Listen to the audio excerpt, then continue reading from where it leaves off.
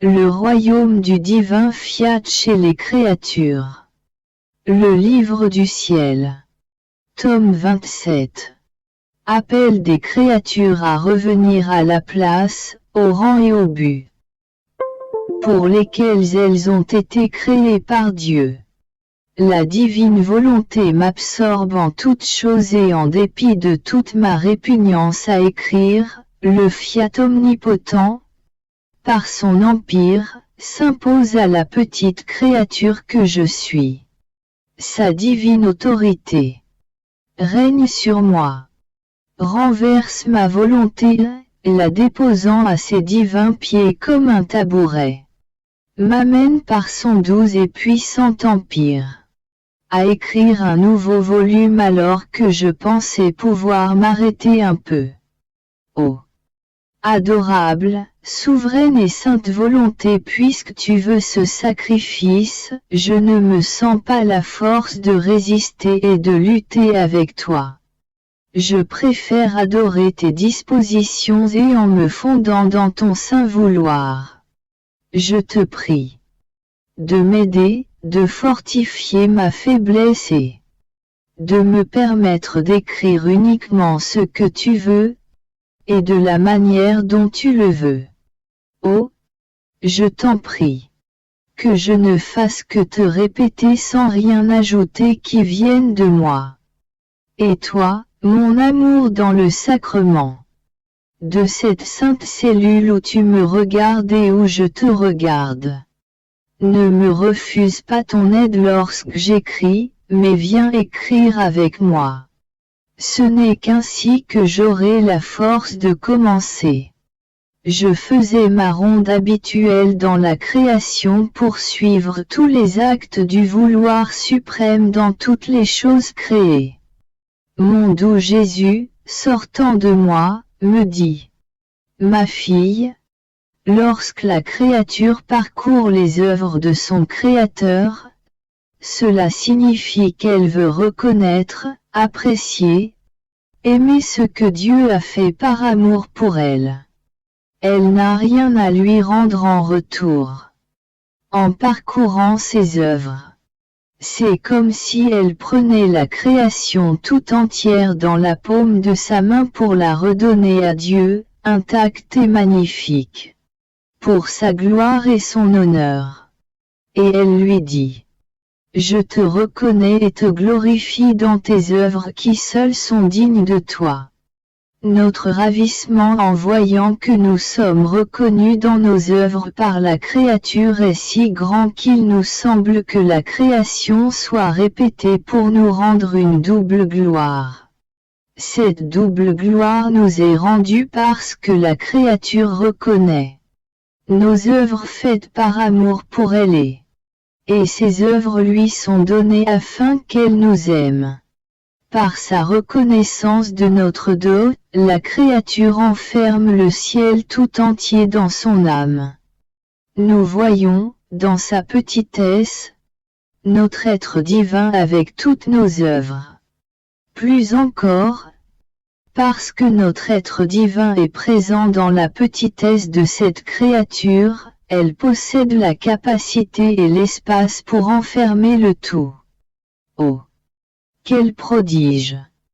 De voir le tout contenu dans la petitesse humaine, et de l'avoir, bravement, donné le tout au tout uniquement pour l'aimer et le glorifier.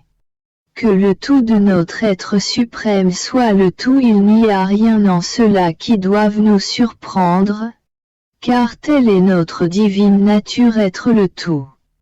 Mais le tout dans la petitesse humaine, c'est la merveille des merveilles. Ce sont les prodiges de notre divin vouloir que partout où il règne, il ne peut faire de notre être divin une moitié d'être, mais uniquement l'être tout entier. Et puisque la création n'est rien d'autre qu'une effusion d'amour de notre fiat créateur, il contient toutes ses œuvres partout où il règne. C'est pourquoi la petitesse humaine peut dire: Je donne Dieu à Dieu. C'est pour cette raison que lorsque nous nous donnons à la créature, nous voulons tout même son néant, afin que, sur ce rien notre parole créatrice puisse être répétée et que nous puissions former notre tout sur le néant de la créature. Si elle ne nous donne pas tout, sa petitesse, son néant, notre parole créatrice ne peut pas être répétée. Ce n'est pour nous ni convenable ni un honneur de la répéter. Parce que, quand nous parlons, nous voulons nous débarrasser de tout ce qui ne nous appartient pas. Et lorsque nous voyons qu'elle ne se donne pas complètement, nous ne la faisons pas nôtre. Et elle demeure la petitesse et le néant qu'elle est, tandis que nous restons dans le tout que nous sommes. Après quoi je poursuivais mon abandon dans le fiat suprême. Je me sentais triste à cause de certaines choses qu'il n'est pas nécessaire d'écrire ici. Et mon toujours aimable Jésus, épris de compassion pour moi, me serra dans ses bras et il me dit: Oh! Combien m'est chère la fille de ma volonté! Or tu dois savoir que la tristesse n'entre pas dans ma divine volonté. Ma volonté est joie éternelle, qui rend paisible et heureuse la demeure où elle règne. Par conséquent, cette tristesse, bien que je sache en être la cause, est une vieillerie de la volonté humaine. Ma divine volonté ne reçoit pas les vieilleries dans ton âme. Car elle a tant de choses nouvelles que l'espace dans ton âme n'est pas assez grand pour les recevoir toutes. Aussi, dehors, ta tristesse dehors. Oh! Si tu savais les rares beautés que ma divine volonté forme dans ton âme. Où qu'elle règne, ma volonté forme son ciel, ses soleils, sa mer, et la petite brise de sa divine fraîcheur. Artisan insurpassable, elle possède en elle-même l'art de la création. Lorsqu'elle entre dans la créature pour former son royaume, elle est impatiente de répéter son art. Elle étend en elle les cieux et elle forme le soleil et toutes les beautés de la création. En fait, partout où elle règne, ma volonté veut ses propres choses. Elle les forme avec son art et s'entoure d'œuvres dignes de mon fiat. C'est pourquoi la beauté de l'âme où elle règne est indescriptible. N'en est-il pas ainsi dans l'ordre humain? Si quelqu'un fait un travail, il ne perd pas son art en l'exécutant. L'art reste sa propriété et il a la vertu de répéter son œuvre aussi souvent qu'il le désire. Si l'œuvre est belle, il a très hâte d'avoir l'occasion de la répéter. Il en est ainsi de ma divine volonté. L'œuvre de création est belle, majestueuse, somptueuse, remplie d'ordre et d'une indicable harmonie. Par conséquent ma volonté guette l'occasion de la répéter. Cette occasion lui est donnée par les âmes qui la laissent dominer et étendre en elle son royaume. Par conséquent, courage! Éloigne-toi de tout ce qui n'appartient pas à mon divin fiat, afin qu'il soit libre d'accomplir son œuvre divine. Sinon tu formerais autour de toi des nuages qui empêcheraient la lumière de se répandre, de faire briller dans ton âme ses rayons éclatants. Je faisais ma ronde dans la création et la rédemption. Ma petite intelligence s'arrêta lorsque mon charmant petit enfant, dans l'acte de sortir du sein maternel, se jeta dans les bras de la céleste maman. Dans son désir de manifester sa première effusion d'amour, il entoura de ses petits bras le cou de sa maman et l'embrassa. La divine reine ressentait elle aussi le besoin de faire son premier épanchement d'amour envers le divin enfant. Elle lui rendit son baiser avec tant d'affection maternelle que le cœur sembla lui sortir de la poitrine. Ce furent les premières effusions entre la mère et son fils. Je me disais, qui sait le nombre de biens que renfermait cette effusion? Mon doux Jésus, apparaissant sous la forme d'un petit enfant en train d'embrasser sa mère, et il me dit, ma fille, combien je ressentais le besoin de manifester cette effusion envers ma maman. En fait, tout ce qui a été fait par notre être suprême n'était qu'une effusion d'amour. Dans la Vierge Reine je centralisais tout l'épanchement d'amour que nous avions dans la création. Parce que, comme ma divine volonté était en elle, ma maman était capable de recevoir, avec mon baiser, un épanchement si grand, et de me le retourner. En fait, seule la créature qui vit dans ma divine volonté centralise en elle l'acte continu de toute la création, et l'attitude de la retourner à Dieu, à celle qui possède ma divine volonté. Je peux tout donner et elle peut tout me redonner. Plus encore, comme nous avons produit la création dans une effusion d'amour pour la donner à la créature, elle dure et durera toujours. Celle qui est dans ma divine volonté est aussi présente dans notre maison. Elle reçoit la continuité de notre épanchement avec l'acte continu de toute la création. En fait, afin de la préserver telle que nous l'avons faite, c'est comme si nous étions toujours dans l'acte de la créer et de dire à la créature. Par cette effusion qui est la nôtre dans la création de tant de choses, nous te disons, je t'ai aimé, je t'aime et je t'aimerai toujours. Et l'âme qui se laisse dominer par notre divin vouloir est incapable de contenir un si grand épanchement d'amour. S'épanche elle aussi. Et nous dit, répétant notre même refrain. Dans votre volonté je vous ai aimé. Je vous aimais. Je vous aimerai toujours toujours. En fait, toutes les choses créées ne sont-elles pas des épanchements d'amour dont notre Fiat, comme premier acteur, témoigna envers la créature. Ce ciel azuré constellé d'étoiles est un épanchement d'amour. En demeurant toujours étendu, sans jamais faiblir ni changer. Il présente notre continuel épanchement d'amour envers la créaturée. Il répand notre amour continuel en revêtant toute la terre de lumière. Tous les effets qu'il produit, innombrables, sont des épanchements continuels et répétés qu'il témoigne à la créature. Épanchement d'amour est la mer qui murmure et répète ses gigantesques vagues tantôt tranquilles, tantôt tempétueuses. Tous les poissons qu'elle produit ne sont rien d'autre que l'épanchement continuel de notre amour. Épanchement d'amour est la terre. Lorsqu'elle s'ouvre pour produire fleurs, plantes et fruits, notre amour continue son ardent épanchement.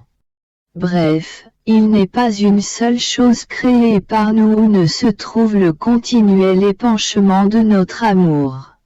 Mais qui a conscience de nos si nombreux épanchements? Quelle créature se sent investie par notre force créatrice et touche de sa propre main nos flammes inextinguibles au point de ressentir le besoin de rendre à son tour ses épanchements amoureux à son Créateur? C'est celle qui vit dans notre divin Fiat. C'est pour elle une création continuelle. Elle sent la puissance de notre force créatrice qui, opérant en elle, lui fait toucher de sa main. que son Créateur est dans l'acte de créer continuellement par amour pour elle, et lui fait ressentir ses épanchements ininterrompus afin de recevoir les siens en retour. Mais qui pourra dire notre satisfaction lorsque nous voyons que la créature, par la possession de notre divin fiat, reçoit et reconnaît nos épanchements. Comme elle est incapable de contenir le grand excès d'amour de nos divins épanchements. Dans l'effusion même de notre amour, elle forme son propre épanchement envers son Créateur. Il nous semble alors être récompensé pour tout ce que nous avons fait dans la création. Nous sentons la créature nous dire, dans son délire, « Adorable Majesté, si cela était en mon pouvoir, je voudrais moi aussi créer pour vous un ciel, un soleil, une mer et tout ce que vous avez créé, pour vous dire que je vous aime. De ce même amour et avec vos propres œuvres. Car on ne peut appeler amour un amour qui n'agit pas. Mais puisque votre divin vouloir m'a tout donné de ce que vous avez créé, je vous le rends pour vous dire que, je vous aime, je vous aime. Et ainsi l'harmonie, l'échange de présents, l'ordre revient entre le Créateur et la créature, comme cela était établi par Dieu dans la création. Or tu dois savoir qu'en faisant sa volonté, l'homme a perdu l'ordre, l'harmonie et le droit au dos de la création. Car ma volonté l'ayant créé, toute la création lui appartient. C'est seulement à la créature en qui elle règne que ma divine volonté accorde ce droit. Mais celle en qui elle ne règne pas peut être appelée une intruse dans ses œuvres. Elle ne peut donc pas agir en propriétaire, ni donner à Dieu ce qui ne lui appartient pas, ni ressentir tous les épanchements d'amour qui existent dans la création parce qu'elle n'a pas en sa possession notre divine volonté qui lui parle de notre histoire d'amour. Sans notre divin vouloir, l'homme est le vrai petit ignorant de son Créateur, et il reste comme un petit élève sans maître. Oh! Quelle souffrance de voir l'homme sans notre fiat!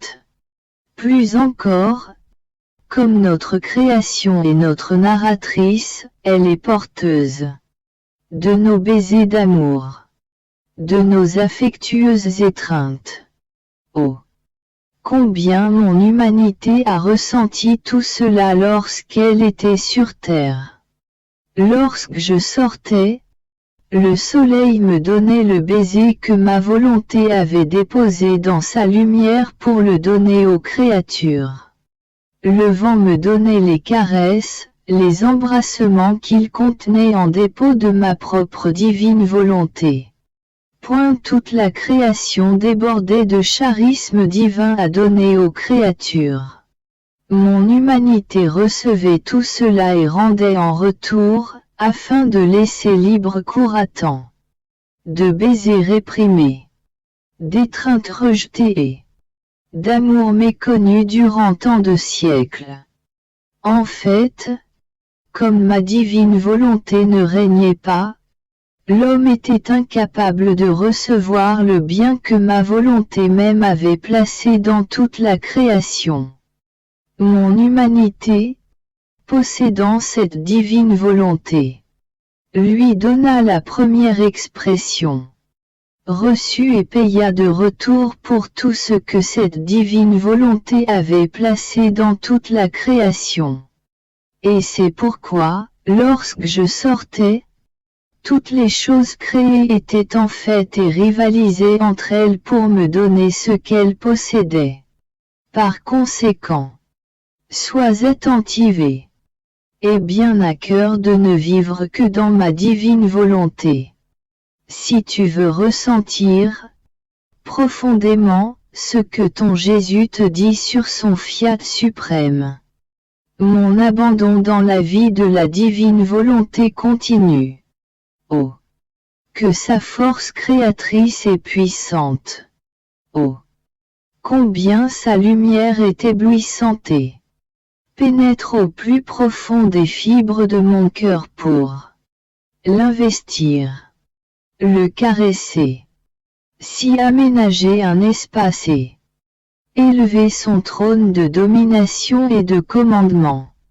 Mais cela se fait avec une douceur si ravissante, que la petitesse de la créature en demeure anéantie. Heureuse cependant de rester sans vie et dissoute dans le divin fiat. Oh! Si toutes te connaissaient, ô adorable volonté! Combien elles aimeraient se perdre en toi, pour retrouver ta vie et être heureuses d'un bonheur tout divin.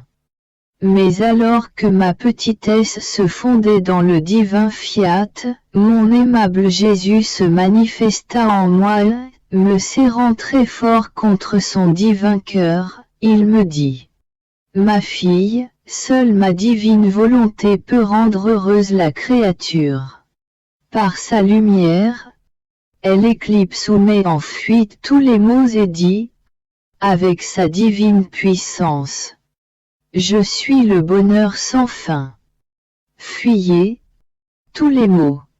Je veux être libre, car devant mon bonheur, tous les maux sont sans vie.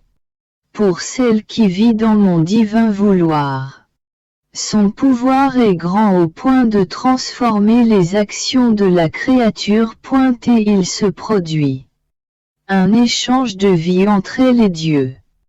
Un échange d'actions, de pas, de battements de cœur. Dieu demeure attaché à la créature et la créature à Dieu, ils deviennent des êtres inséparables. Dans cet échange d'actions et de vie, c'est un jeu qui se joue entre le Créateur et la créature, qui deviennent la proie l'un de l'autre. Et ce faisant, ils jouent d'une manière divine. Ils se rendent mutuellement heureux. Ils sont en fait. Dieu et la créature chantent victoire, se sentent victorieux parce que personne n'a perdu, mais que l'un a conquis l'autre. En fait, dans ma divine volonté, personne n'est perdant. Les défaites n'existent pas en elle. C'est uniquement de celle qui vit dans ma volonté que je peux dire quelle est ma joie dans la création. Je me sens victorieux en m'abaissant pour me laisser conquérir par la créature. Parce que je sais qu'elle ne s'opposera pas à se laisser conquérir par moi. Par conséquent, que l'envol dans ma volonté continue toujours. Je pensais après cela à bien des choses que mon bienheureux Jésus m'avait dites. À propos de sa divine volonté et de ses ardents désirs de se faire connaître. Et qu'en dépit de ses brûlants désirs, rien ne se faisait pour les satisfaire. Et je me disais, quelle sagesse de Dieu, quel profond mystère! Qui pourra jamais les comprendre? Il le veut. Il est triste parce qu'il n'y a personne pour ouvrir la voie à sa volonté, pour la faire connaître. Il montre son cœur languissant qui aspire à ce que sa divine volonté se fasse connaître pour former son royaume au cœur des créatures. Pourtant, comme s'il était un Dieu impuissant, les voies sont fermées. Les portes fermées, Jésus endure. Avec une invincible et indicable patience. Il attend que s'ouvrent les portes et les chemins, et il frappe à la porte des cœurs. Pour trouver ceux qui se préoccuperont de faire connaître sa divine volonté. Je pensais cela. Mon doux Jésus, se faisant toute bonté et tendresse, au point de briser les cœurs les plus endurcis, me dit. Ma fille, si tu savais combien je souffre, lorsque je veux former mes œuvres et les faire connaître aux créatures pour leur donner le bien qu'elles contiennent, et que je ne trouve personne ayant le vrai enthousiasme, le désir véritable et la volonté de faire de mon œuvre sa vie, afin de la faire connaître et de donner aux autres la vie du bien de mes œuvres qu'il ressent en lui-même.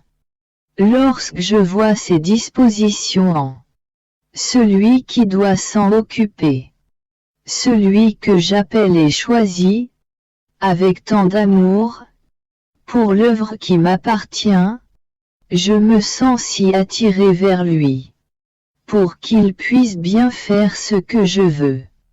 Je m'abaisse moi-même.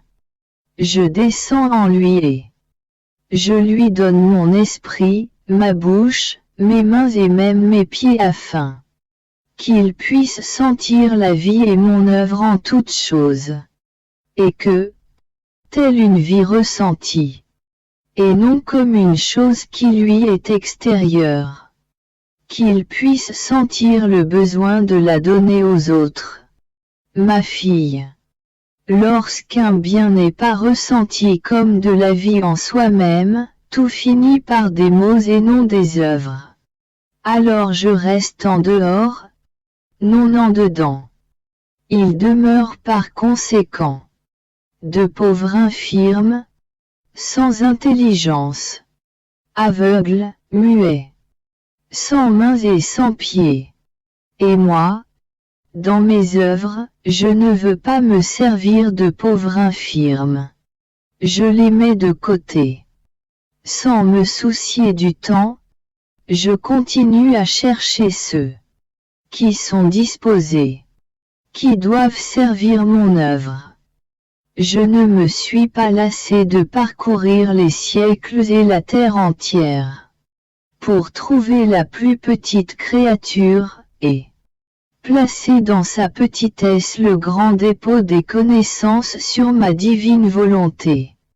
Je ne me lasserai pas non plus de parcourir la terre, encore et toujours, pour trouver ceux qui sont vraiment disposés, qui apprécieront, comme de la vie, ce que j'ai manifesté sur le divin fiat. Ceux-là feront tous les sacrifices pour le faire connaître. Je ne suis donc pas le Dieu impuissant, mais le Dieu patient qui veut que ses œuvres soient accomplies, comme il convient et par des gens bien disposés et non forcés. Car ce que j'abhorre le plus dans mes œuvres, c'est la mauvaise volonté des créatures. Comme si je ne méritais pas leur petit sacrifice. Pour la bienséance d'une œuvre si grande, qui est de faire connaître ma divine volonté. Je ne veux pas me servir de pauvre infirme. En fait, pour celui qui n'a pas la volonté véritable de faire un bien, c'est toujours une mutilation qu'il inflige à son âme. Mais je veux me servir de gens qui, lorsque je leur fournis mes divins membres, agissent comme il convient, ainsi que le mérite une œuvre qui doit apporter tant de bien aux créatures et une grande gloire à ma majesté. Je me sentais immergé dans le divin fiat. Sa lumière m'entourait de partout, au-dedans comme au-dehors. Mon doux Jésus, se faisant voir, me serra dans ses bras et, s'approchant de ma bouche, il envoya le souffle de sa bouche dans la mienne mais si fort que je ne pouvais le contenir. Oh! Combien le souffle de Jésus était agréable, doux et fortifiant. Je me sentais renaître à une vie nouvelle. Mon toujours aimable Jésus me dit, « Ma fille, tout ce qui sort de nos mains créatrices contient création et préservation continuelle. Si notre acte de création et de préservation se retirait des cieux, du soleil et de tout le reste de la création, toute vie disparaîtrait. Parce que, comme la création est le rien, ils ont besoin du tout pour être conservés. C'est pourquoi nos œuvres sont inséparables de nous. Ce qui n'est pas sujet à la séparation est aimé toujours, conservé pour toujours sous notre regard. L'œuvre, comme celui qui l'a créée, ne forme plus qu'un.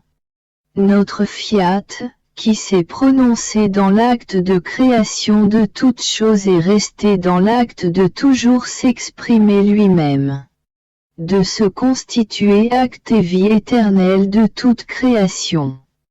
Notre action n'est pas comme celle de l'homme, qui ne place pas son souffle, ses battements de cœur, sa vie et sa chaleur dans son œuvre. Par conséquent, son œuvre est séparable de lui.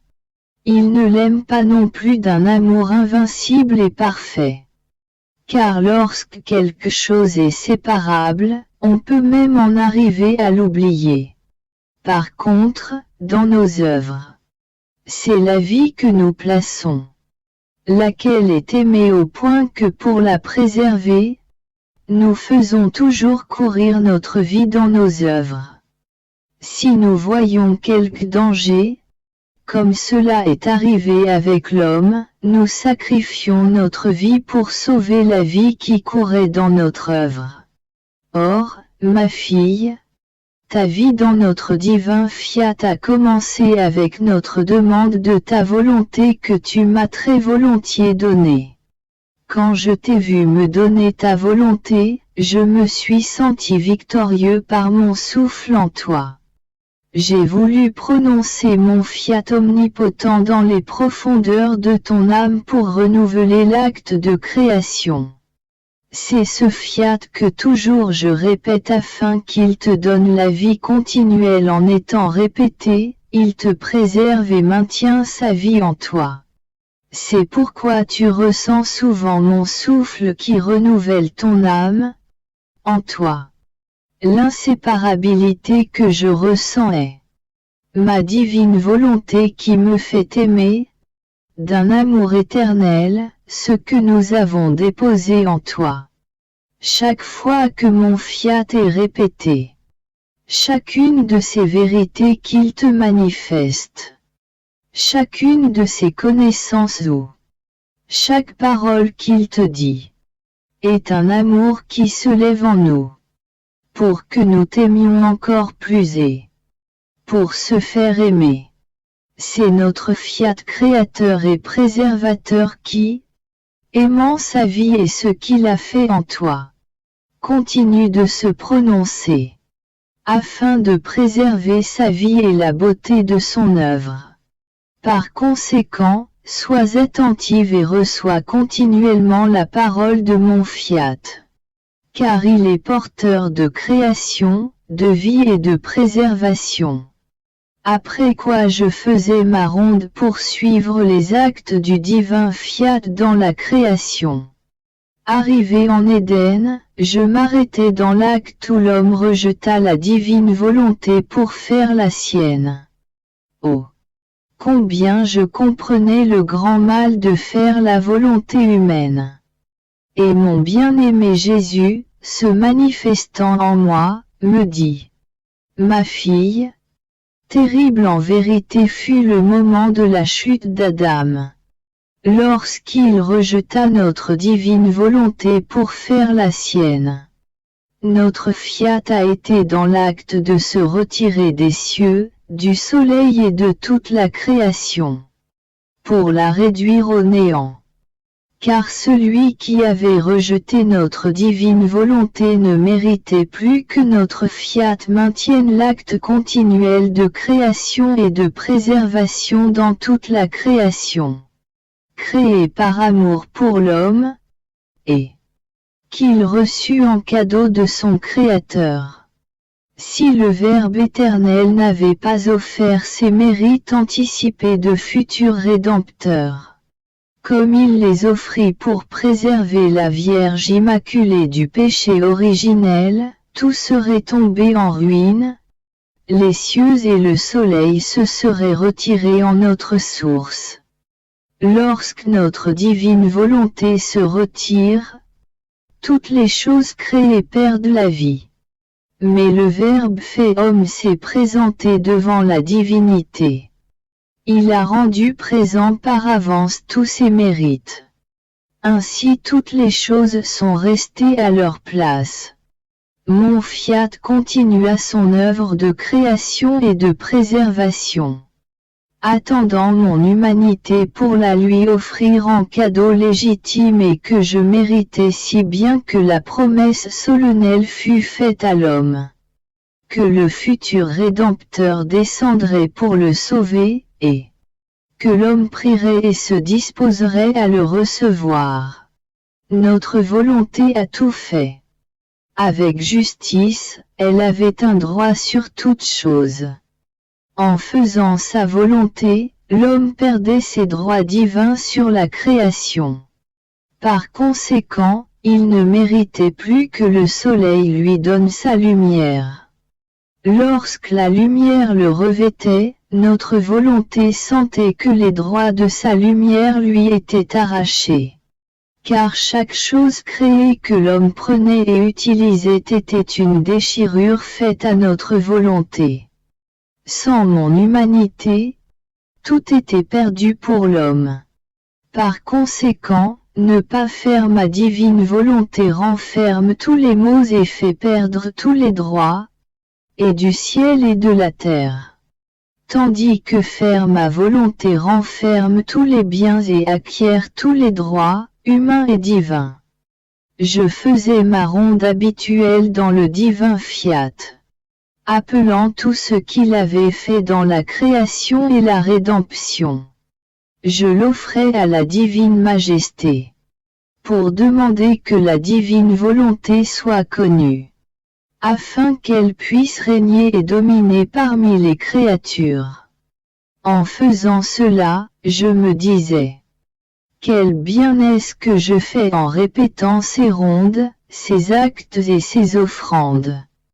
Mon aimable Jésus, se manifestant en moi, me dit: ma fille, chaque fois que tu fais ta ronde dans nos œuvres et que tu te joins à ces actes accomplis par mon fiat dans la création et la rédemption pour nous les offrir, tu fais un pas vers le ciel, et ma divine volonté fait un pas vers la terre. Ainsi, alors que toi tu montes, elle descend. Tout en demeurant immense, elle se fait petite et s'enferme en ton âme pour répéter tes actes, tes offrandes et tes prières avec toi. Nous sentons notre divin vouloir prier en toi. Nous sentons son souffle qui sort de toi. Nous ressentons ces battements de cœur qui palpitent en nous en même temps qu'en toi. Nous sentons la puissance de nos œuvres créatrices qui, s'alignant tout autour de nous, prient avec notre divin pouvoir. Que notre divine volonté puisse descendre pour régner sur la terre. Plus encore, étant donné qu'en ce que tu fais, tu n'es pas une intruse, ni quelqu'un qui, n'étant pas responsable de quoi que ce soit, ne dispose d'aucun pouvoir. Mais tu as été appelé, et de façon spéciale, tu as reçu la charge de faire connaître notre divine volonté et de demander que notre royaume soit constitué au cœur de la famille humaine. Aussi existe-t-il une grande différence entre celle qui a reçu de nous une charge et celle qui n'a aucune fonction. Celle à qui l'on a confié une charge, quoi qu'elle fasse, elle le fait de droit, en toute liberté. Parce que telle est notre divine volonté. Elle représente tous ceux qui doivent recevoir le bien que nous voulons donner. au moyen de la charge qu'elle a reçue. Ainsi, tu n'es pas la seule à faire un pas vers le ciel. Car il y a tous ceux qui connaîtront ma divine volonté. En descendant, elle descend à travers toi en tous ceux qui la laisseront régner. Par conséquent, le seul moyen d'obtenir le règne du divin fiat est de se servir de nos œuvres pour obtenir un bien si grand. Je continuais alors à suivre les actes de la divine volonté. Arrivé au point où elle appelait la reine souveraine hors du néant, je m'arrêtai pour la saisir toute beauté et majesté. Ses droits de reine s'étendaient partout. Le ciel et la terre s'inclinaient pour la reconnaître impératrice de tous et de toutes choses. Et moi, du fond de mon cœur, je vénérais et aimais la dame souveraine. La toute petite que je suis voulait sauter sur ses genoux maternels pour lui dire: Sainte Maman, tu es toute belle et cela parce que tu vis dans la divine volonté. Oh, je t'en prie. Toi qui la possèdes, prie-la de descendre sur terre et de venir régner parmi tes enfants. Je faisais cela alors mon Jésus adoré ajouta: Ma fille. Même si ma mère n'avait pas été ma mère. Du simple fait d'avoir accompli parfaitement la divine volonté. De n'avoir pas connu d'autre vie et d'avoir vécu dans la plénitude de ma volonté. En vertu de sa vie continuelle dans mon fiat. Elle aurait possédé toutes les prérogatives divines. Elle serait toujours reine, la plus belle de toutes les créatures. En fait, où que règne mon divin fiat, il veut tout donner, il ne retient rien. Mieux encore, il aime tant la créature, qu'en usant de ses stratagèmes amoureux, il se cache. Il se fait tout petit en elle et aime être sur ses genoux. D'ailleurs n'est-ce pas ce que la souveraine reine du ciel a réalisé lorsqu'elle est parvenue à réaliser que je sois conçu en elle et à me cacher dans ses entrailles. Oh! Si tous savaient ce que ma divine volonté est capable de faire, et peut faire, ils feraient n'importe quel sacrifice pour vivre uniquement de ma volonté. Je me sentais immergé dans le divin fiat.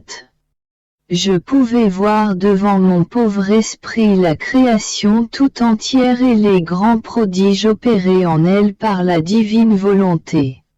Il semblait que chaque chose créée voulait raconter ce qu'elle possédait dans le grand et divin fiat pour le faire connaître, aimer et glorifier. Mon esprit regardait la création. Alors mon doux Jésus se manifesta hors de moi et il me dit: Ma fille, tous sont dans l'attente du récit du grand poème de la divine volonté. La création fut le premier acte extérieur de l'opération de mon fiat. Elle contient par conséquent le commencement de son histoire, racontant tout ce qu'il a fait par amour pour la créature. C'est la raison pour laquelle, voulant te raconter toute l'histoire de mon divin vouloir, j'y ai inclus toute l'histoire de la création, avec de si nombreux détails, afin que toi et tous les autres puissent connaître ce que mon divin fiat a fait et veut faire ainsi que son juste droit de régner parmi les générations humaines. Tout ce qui a été fait dans la création n'est pas entièrement connu par les créatures, ni l'amour qui fut le nôtre en la créant. Les créatures ne savent pas comment chaque chose créée porte une note d'amour, l'une étant distincte de l'autre, chacune contenant un bien spécial pour les créatures. En effet, leurs vies sont liées à la création par des liens indissolubles. Si la créature voulait se retirer des biens de la création, elle ne pourrait pas vivre. Qui pourrait lui donner l'air pour respirer, la lumière pour voir, l'eau pour boire, la nourriture pour se nourrir, la terre pour y marcher? Et alors que ma divine volonté a son acte continuel, sa vie et son histoire à faire connaître en chaque chose créée, la créature ne la connaît pas et vit de ma volonté sans la connaître. Et c'est pourquoi toutes sont dans l'attente. La création elle-même veut faire connaître une volonté si sainte. Parce que je t'ai parlé avec tant d'amour de la création et de ce que mon divin fiat fait en elle, la création montre son grand désir de vouloir être mieux connue. D'autant plus qu'un bien qui n'est pas connu n'apporte pas la vie ni le bienfait qu'il contient. Par conséquent, ma volonté demeure comme stérile au milieu des créatures, sans produire la plénitude de sa vie en chacune d'elles, parce qu'elle n'est pas connue. Après quoi je sentais en moi une force qui voulait suivre tous les actes que le divin fiat avait accomplis dans la création et la rédemption. Faisant cela, je me disais, à quoi bon vouloir suivre le divin vouloir en toutes choses? Et mon bien-aimé Jésus ajouta: Ma fille, tu dois savoir que tout ce qu'a fait ma divine volonté dans la création et la rédemption, elle l'a fait par amour pour les créatures. Elle l'a fait pour que les créatures, en l'apprenant, s'élèvent dans ses actes pour la voir, l'aimer et unir leurs actes aux siens, afin de lui tenir compagnie et ajouter ne serait-ce qu'une virgule, un point, un regard, un je t'aime aux nombreuses œuvres et aux divins prodiges que, dans l'ardeur de son amour, mon fiat a accompli pour elle. Lorsque tu suis le divin fiat dans ses actes, il ressent ta compagnie et ne se sent plus seul. Il ressent ton petit acte, ta pensée qui suit ses actes, et il se sent par conséquent payé de retour. Mais si tu ne les suivais pas, il sentirait le vide de ta présence et de tes actes dans l'immensité de mon divin vouloir et il s'écrierait avec tristesse: Où est la petite fille de ma divine volonté? Je ne la sens pas dans mes actes, je n'ai pas le plaisir de ces regards qui admirent ce que je fais pour me dire un merci. Je n'entends pas sa voix qui me dit je t'aime. Oh, que cette solitude me pèse. Et je te ferai entendre ces gémissements dans les profondeurs de ton cœur pour te dire, suis-moi dans mes œuvres, ne me laisse pas seul. Tu lui ferais du mal en ne faisant pas tes actes dans ma divine volonté alors qu'en les suivant, tu lui ferais du bien en lui tenant compagnie. Si tu savais combien cette compagnie est agréable, tu serais plus attentive. De même que mon divin fiat ressentirait l'absence de tes actes si tu ne le suivais pas. Tu ressentirais toi aussi le vide de ces actes dans ta volonté. Tu te sentirais seul, sans la compagnie de ma divine volonté qui aime tant vivre en toi. Ainsi tu sentiras que ta volonté ne vit plus en toi. Je me sentais dans l'immensité de la lumière du divin fiat. Oh, on pouvait voir dans cette lumière la création tout entière en sortir alignée comme pour une naissance. Dans son désir de se délecter de ses œuvres, il semblait être dans l'acte de les créer et de les créer toujours en les préservant. Et mon aimable Jésus, se manifestant hors de moi, dans l'acte de regarder la création pour se glorifier de ses œuvres, me dit: Ma fille, que la création est belle. Comme elle nous glorifie, comme elle magnifie la puissance de notre fiat. Elle n'est rien d'autre qu'un acte unique de notre divin vouloir. Bien que l'on puisse voir bien des choses, toutes différentes les unes des autres, elles ne sont que l'effet de son acte unique, qui jamais ne cesse et contient son acte opérant continuel. Notre acte possède par nature, par sa propriété exclusive, la lumière, l'immensité et la multiplicité d'innombrables effets. Il n'est donc pas étonnant que, lorsque notre fiat forma son acte unique, il en sortit l'immensité des cieux, la très éclatante lumière du soleil, la vastitude de la mer immense, la force du vent, la beauté des fleurs, des espèces de toutes sortes, et une puissance telle que, comme si la création n'était qu'un petit souffle, une plume légère, notre fiat la tient suspendue, sans aucun soutien, contenue uniquement dans sa force créatrice. Ô puissance de mon fiat que tu es insurpassable et inatteignable. Tu dois savoir que c'est uniquement dans une âme où règne ma divine volonté, puisqu'elle règne dans toute la création, que l'âme s'unit à l'acte unique de ma volonté dans la création pour recevoir le dépôt de tous les biens accomplis en elle. En fait, cette grande machine de l'univers a été faite pour être donnée à la créature, mais à la créature qui laisserait régner notre divin vouloir. Il est juste que nous ne sortions pas de notre dessein établi, et que la créature reconnaisse et reçoive notre don. Mais comment le recevoir si elle n'est pas dans notre maison? C'est-à-dire, si elle n'est pas dans notre divine volonté.